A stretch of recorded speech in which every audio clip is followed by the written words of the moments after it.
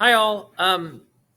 So this is the section where you're going to finish your notes. There's also these questions around here that we can go over, but I really just want you to finish these notes here. So let's go ahead and do it. Now, all that I need you to write is up here. What I need you to write is 95 is 25% of what number? Now, I think this is the hardest section of these three options for these notes.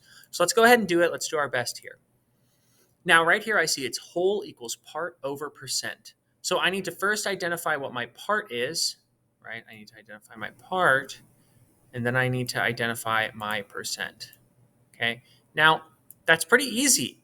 That part is easy because the percent is here because it says 25%. Pretty simple.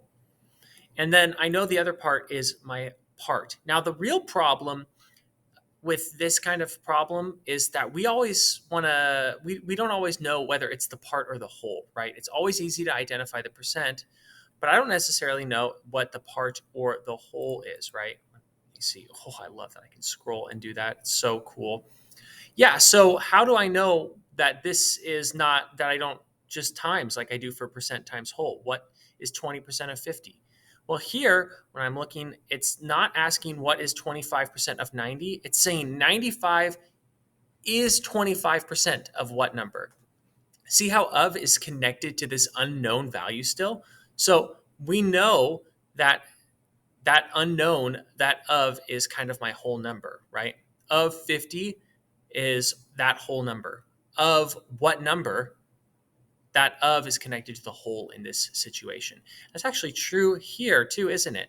So we have percent, part is connected to is, and of is connected to the whole, right? So of what number? Since we're looking for that number, we're going to go ahead and do that math here real quick. Our part is 95. 95 is, and our percent is 25. And then when I use my Desmos calculator, oh my goodness, I don't think it's going to show up on here. So I have to do this real quick on a side tab because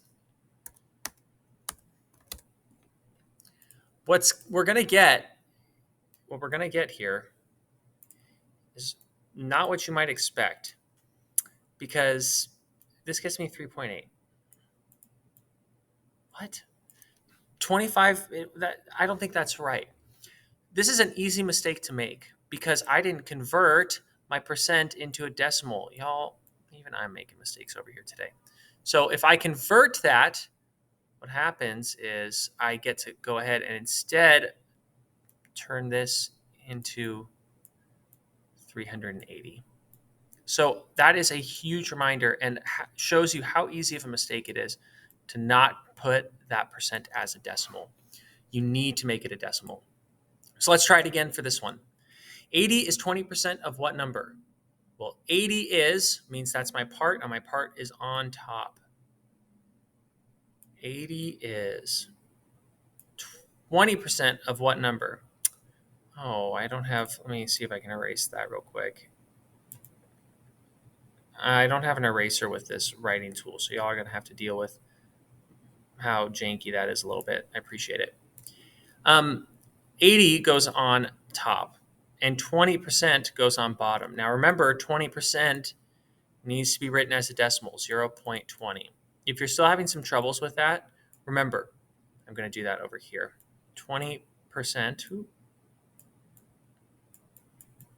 can be converted by taking that decimal point right here, moving it 2 times to the left to go right there. So it goes from there to there, and then we get 0.20. Cool. Now 80 divided by 0.20 is going to get me a value of 400. How do I know? I used my Desmos calculator. Use your Desmos calculator, people. It's super helpful. And you're going to have it for the CDA. So you better use it. All right, that's it for this section. Take some time to color this, make it look pretty, and keep up the good work with the stations.